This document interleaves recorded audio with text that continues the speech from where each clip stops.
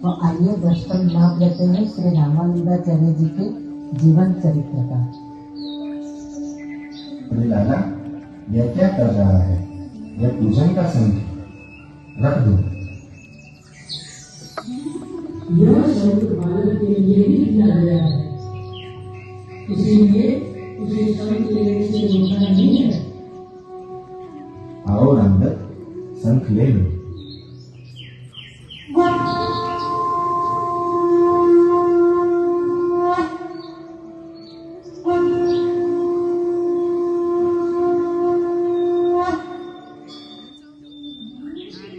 अरे ललिता, सुनो, यह कितना दिव्य सुमधुर नाद है। हाँ हाँ, कितना दिव्य संपूर्ण है। धन्य हो गए हम, अपने आप को ही भूल गए। अरे ये शंख ध्वनि बंद क्यों हो गया? क्यों नहीं उनका नाद सुनाई देता? यह ध्वनि तो वासुदेव जी के घर से आ रही है। लाला, जैसे हमारे पितृ नहीं है, आप नित्य ही शंख बजाया करें। ठीक है दादी, नित्य 4 बार शंख बजाएंगे। अब तो आप प्रसन्न देना।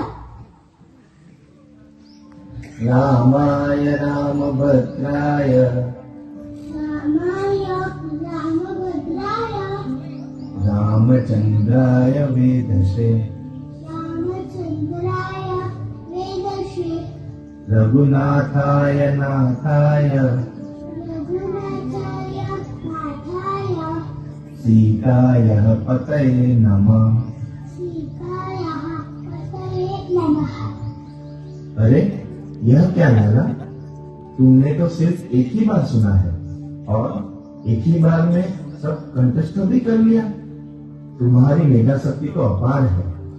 इतनी छोटी उम्र में इतने सारे श्लोक और एक ही बार में सुनने में कंठस्थ हो गए।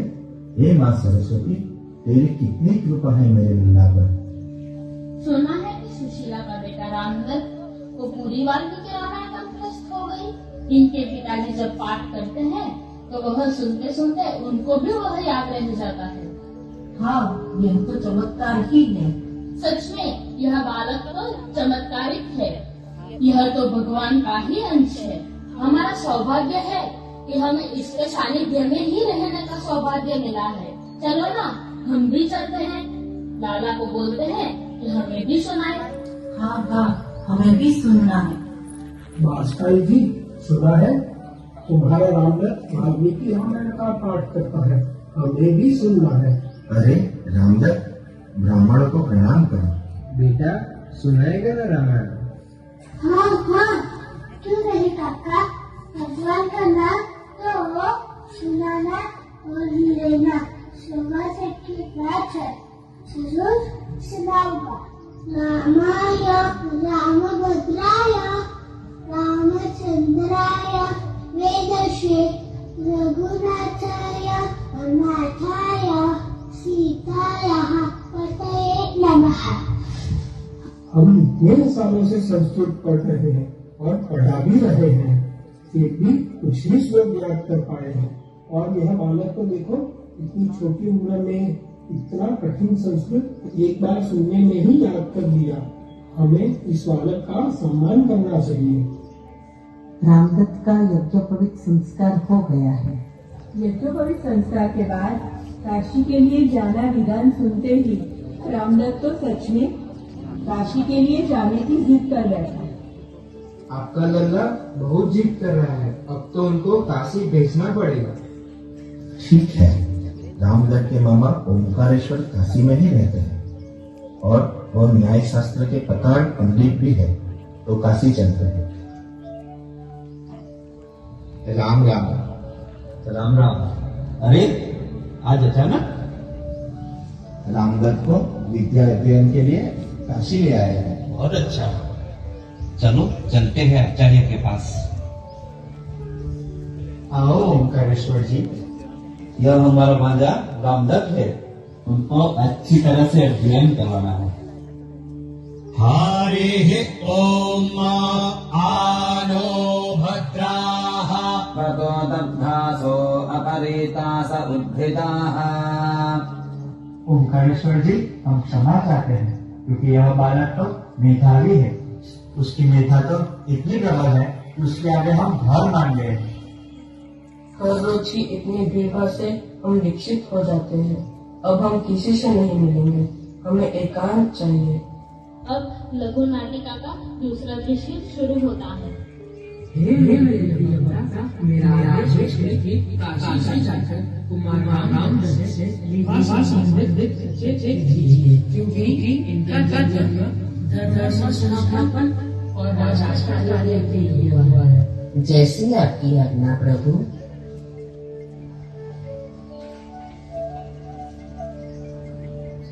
अहम बालकम रामदत्तम मेरी तो इच्छा में। पुत्र रामदत्त आपको मिलने के लिए गुरुड मैया आई है। वह इतनी कठिन संस्कृत बोलती है कि पंडित भी मुश्किल से समझ पाते हैं। अरे रास्ता बनाओ, रुद्मा को अंदर आने दो। प्रणाम माँ। कैसे हो बेटा? परमात्मा की कृपा से सब ठीक है माँ। कुमार यह बताओ, यह कौन नारी है जो पुरुष के लिए चुप चुप के और भांति भांति के भोग प्रस्तुत करती है? जो पुरुष उनको एक बार देख ले तो वह सदा के लिए लुप्त हो जाती है। माता, वो नारी माया है जो देव रूपी इंद्रियों में छुपकर आत्मा रूपी पुरुष को भांति भांति के भोग में लुभाती है तथा बंधन में डाल देती है। परंतु जो जीव एक बार भी स्वस्वरूप को जान ले अर्थात माया का मिथ्या स्वरूप देख ले तो माया सदा सदा के लिए लुप्त हो जाती है।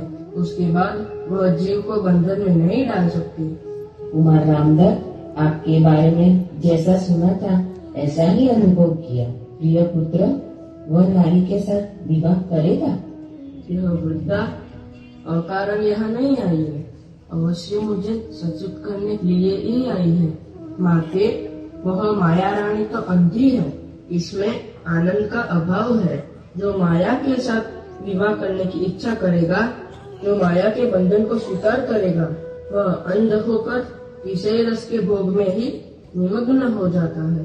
विषय भोग की लालसा सदैव उनके परमार्थ पथ को अवरुद्ध करती रहती है। कुमार रामदत्त, क्या आजीवन ब्रह्मचारी रहना चाहते हो? हे माता, मुझे ऐसा आशीर्वाद दीजिए।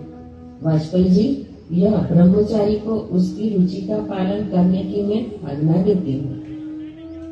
बेटा रामदत्त, तुम तो शास्त्र का ज्ञान जानते हो। देखो, यह कुमारी मीमांसा है। क्या लिखा है इसमें? इसमें तो स्पष्ट रूप से लिखा है, जीवन में एक बार विवाह कर गृहस्थ आश्रम का स्वीकार अवश्य करना चाहिए। विवाह के बंधन में पड़कर शास्त्र की यह संकट की स्थिति में धर्म कार्य हेतु आवश्यक योगदान मैं नहीं कर सकूंगा। आप जो कह रहे हैं वह श्रुति सम्मत है, परंतु तीव्र वैराग्य वाले व्यक्ति को ब्रह्मचार्य आश्रम से सीधा ही संन्यास आश्रम में जाने का श्रुति का ही आदेश है। यद हरेव विनानीय तद हरेव प्रवणेत। संस्कृति की रक्षा हेतु विवाह करने के लिए मुझे विवश मत कीजिए, मैं आपको प्रार्थना करता हूँ। ओमकारेश्वर जी, कुमार रामदत्त अभी विचारों में निमग्न है और संकोच एवं मर्यादा के कारण उत्तर नहीं दे रहा है। समय आने पर सब सही हो जाएगा। हम कुमार के विवाह की बात सालवी के माता पिता से करके विवाह निश्चित करते हैं। रामदत्त पंचगंगा घाट पे एकांत में समाधिष्ट है और यहाँ सालवी तपस्या में लीन है। जय श्री राम, जय श्री राम। नमस्कार। बताइए पंडित श्री, आज तो हमारा धन्य भाग्य है कि हमारे आंगन में आपका आगमन हुआ। राम राम, कैसे है? ठाकुर जी की कृपा से सब ठीक है। कैसे आना हुआ? बस यही बात करने के लिए आए हैं कि रामदत्त और सालवी का विवाह करने का समय आ गया है। उचित मुहूर्त देखकर हम विवाह का दिन तय कर दें। यह तो आपने हमारे मन की बात कर दी।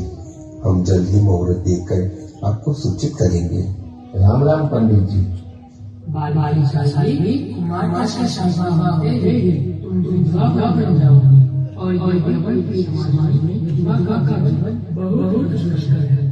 नहीं नहीं, मैं ऐसा नहीं होने दूंगी। मैं आजीवन ब्रह्मचारिणी ही रहूंगी। मैं आजीवन ब्रह्मचारिणी रहने का दृढ़ संकल्प करती हूँ। माँ, माँ। अरे इतनी घबराई हुई क्यों है? क्या हुआ बेटा? माँ, आज मैंने बड़ा विचित्र सपना देखा। मेरा विवाह होते ही मैं विधवा हो जाऊंगी। बेटा, स्वप्न तो स्वप्न है और स्वप्न सदैव सत्य नहीं होते। तुम व्यर्थ चिंता मत करो। नहीं माता, मैं विवाह नहीं करूंगी और अन्न आहार का भी त्याग करती हूँ। सिर्फ लौंग ही आहार के रूप में लूंगी और तपस्या करूंगी।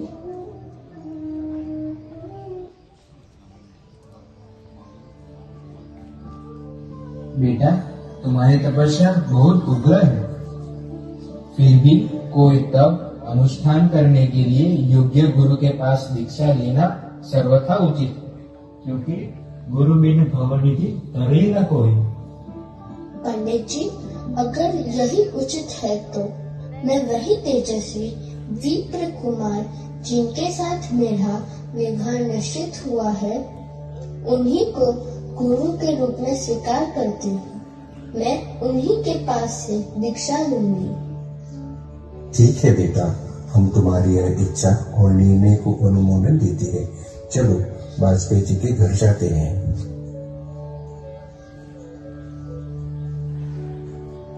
राम राम पंडित जी, आइए आइए, विराजिए, जलपान कीजिए। धन्यवाद वाजपेयी जी।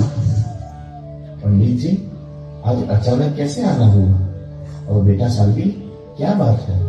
पंडित जी, सालवी को एक विचित्र सपना देखा है और उन्होंने संकल्प कर लिया है कि कुमार को ही गुरु के रूप में स्वीकार करेंगे।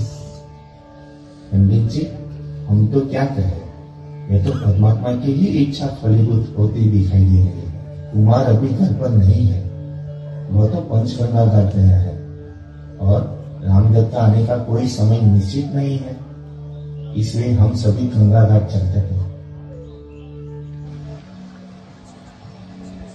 उठो पुत्र, पुत्र रामदत्त, यह सालवी के पिता है और यह सालवी है। प्रणाम मामा जी, प्रणाम पिताश्री, प्रणाम पंडित जी। प्रिय पुत्र, यह कन्या आजीवन ब्रह्मचारी रहकर तप साधना करने का संकल्प कर चुकी है और गुरु रूप में इन्होंने तुम्हारा ही स्वीकार किया है, इसलिए इन्हें दीक्षा लेकर पुरुषार्थ करें। नहीं नहीं मामा श्री, यह आप क्या बता रहे हैं? मैं यह कैसे कर सकता हूँ? कुमार रामदत्त, सालवी का निर्णय अटल है और हम सब भी चाहते हैं कि आप भी उन्हें गुरु दीक्षा लेकर कृतार्थ करें।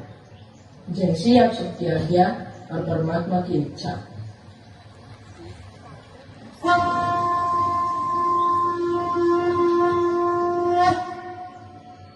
दीक्षा के बाद साक्षात भगवान के दर्शन करते ही सालवी का मोक्ष हो गया। अब जिस उद्देश्य के लिए श्री रामानंदाचार्य जी इस धरा पे अवतरित हुए हैं, उस लीला का भी दर्शन करते हैं। हे रामानंद, विश्व के इस रंगमंच पर आपको निमित्त बनाकर परमात्मा ने विशिष्ट कार्य का दायित्व सौंपा है। शीघ्र ही काशी के लिए प्रस्थान करो। जैसी आपकी आज्ञा प्रभु। सुना है काशी विश्वनाथ के दर्शन के लिए आचार्य जगत गुरु श्री राघवानंदाचार्य जी पधारे। धन्यवाद है हमारे काशी की, जो ऐसे महान संत का आगमन हमारी काशी में हुआ है। संतों के आशीर्वाद और साधना से ही तो यह धरा टिकी हुई है। चलो चलते हैं, हम भी उनके दर्शन का पुण्य प्राप्त करें। अरे वाजपेयी जी, बहुत प्रसन्न दिखाई दे रहे हो, क्या बात है?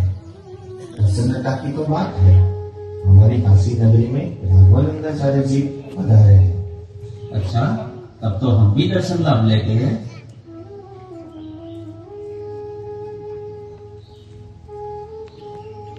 आराध्य विश्वनाथ की कृपा आप सब पर बनी रहे और आप सब साधना पथ पर आगे बढ़े, ऐसी भोलेनाथ के श्री चरणों में प्रार्थना। कल्याण मस्तु। भगवान, पुत्र रामदत्त। साध्वी का मोक्ष होते ही काशीवासी और रामदत्त के माता पिता उनको भगवान श्री राम के अंशावतार के स्वरूप में पहचान गए हैं और उन्हीं को गुरु रूप में स्वीकार करने का निश्चय कर लिया है। प्रिय, रामदत्त सिर्फ हमारा पुत्र ही नहीं, भगवान श्री राम का अवतार है। इसलिए हम भी उनको गुरु के रूप में स्वीकार कर उनकी शरण में जाते हैं। जी स्वामी। चलो चलते हैं। प्रणाम पिताश्री, प्रणाम माताश्री। प्रभु, क्यों हमें अधिक मोहान्वित कर रहे हो? अब तो हमें विश्वास हो गया है कि आप ही हमारे इष्ट प्रभु श्री राघवेंद्र हो। हमारी एक ही प्रार्थना है, हम दोनों को शिष्य रूप में स्वीकार कर दीक्षा देकर कृतार्थ करें। हाँ पुत्र, हमें दीक्षा दो जिससे हमारा जीवन सफल हो जाए। इतनी कृपा की है तो थोड़ी और कर दो प्रभु। हमारा स्वीकार करो, हमारा स्वीकार करो।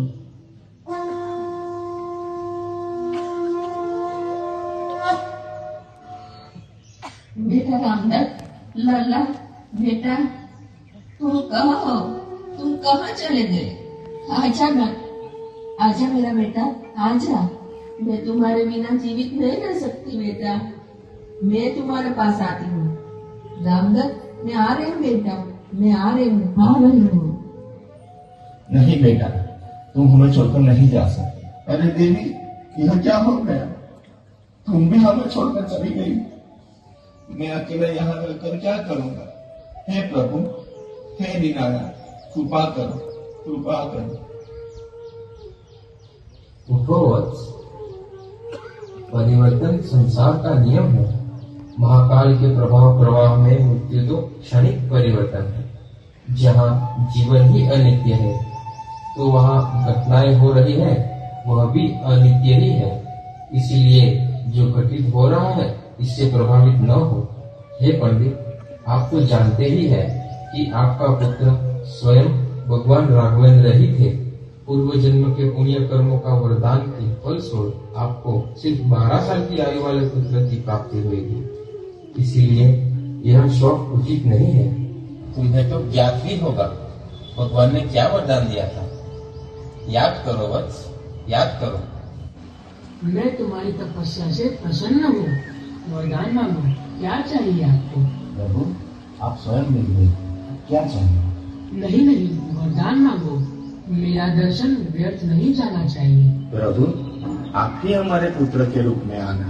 तथास्तु, परंतु ध्यान रखना, इस पुत्र की आयु केवल 12 वर्ष ही रहेगी। यह क्या कह रहे हैं? अब हमें हमारे पुत्र का दर्शन नहीं होगा?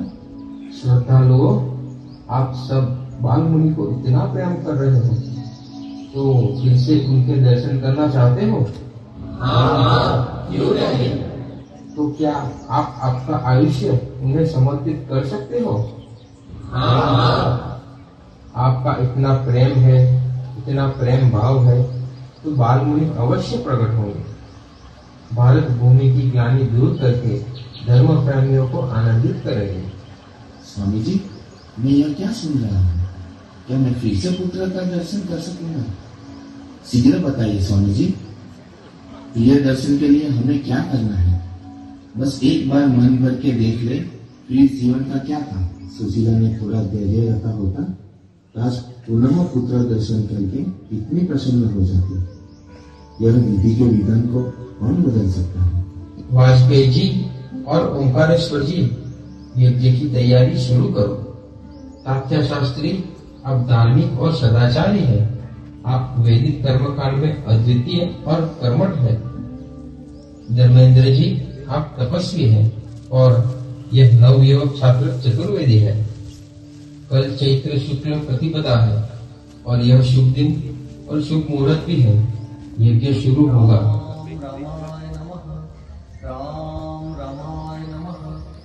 6 करोड़ मंत्र का जाप अनुष्ठान निश्चित किया था। आज यह यज्ञ की पूर्णाहुति है।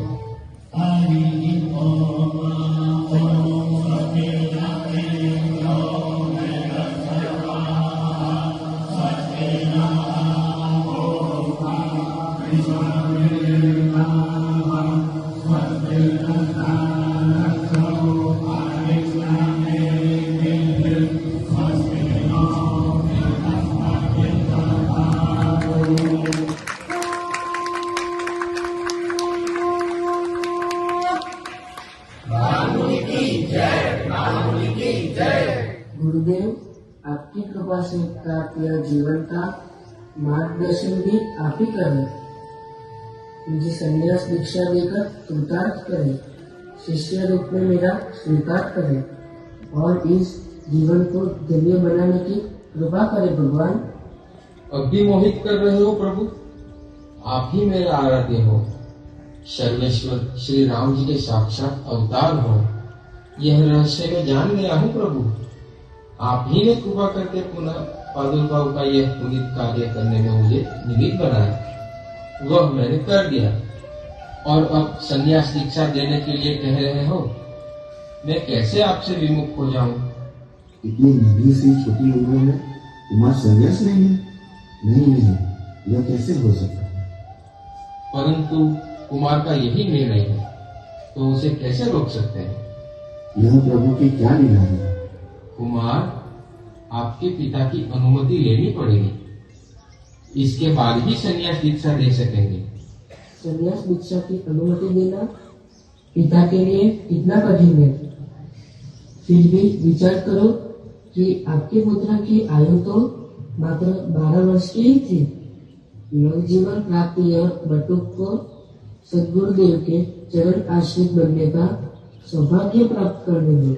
और प्रारंभ से ही आपने देखा है कि संसार के प्रति मेरी किंचित मात्र रुचि नहीं है, इसलिए संन्यास लेने से मत रोको। आपकी इच्छा ही मेरी प्रसन्नता है प्रभु। मात्र एक याचना करता हूँ, आप हमेशा मेरी दृष्टि के सामने ही रहेंगे। अवश्य। वैसे भी पंच गंगा घाट का यह स्थान मुझे बेहद प्रिय है, मैं हमेशा यही रहूंगा।